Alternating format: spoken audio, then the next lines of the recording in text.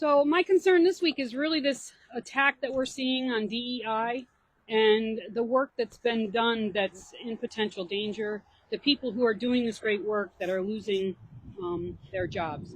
Now, the Attorney General who started this conversation that she's just carrying out, the executive order about DEI, said that Black History Month and those other types of celebrations would remain in place because they're a chance to recognize the diversity in our society.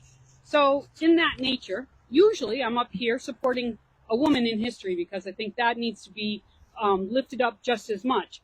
But today I'm actually going to lift up a male, the first Black male who ever received the Nobel Peace Prize. Anybody know who it is? It isn't who you think it is.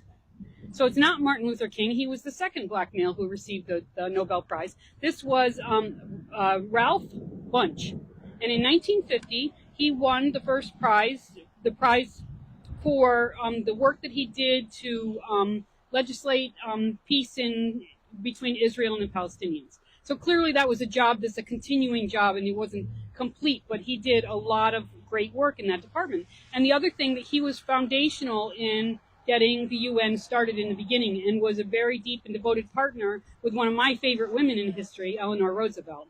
And they together with others, obviously, crafted the UN Charter for Human Rights, and he was our U.S. representative to the first UN General Assembly. So he was also a professor at Harvard University, and he died when he was only 67, which I thought was incredibly sad for a man who has so many accomplishments under his belt. He was a great friend of Martin Luther King, and he advised him regularly on the dangers of the things that kind of what we're doing on a smaller scale, is that standing up and speaking out and how to stay safe doing that. In many of the negotiations that he was part of, he actually was either his partner or himself targeted for violence. So he was well versed in that and counseled Dr. King on how to stay safe in that environment.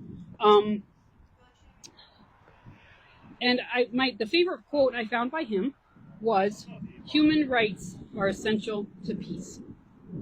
And that's Robert Bunche.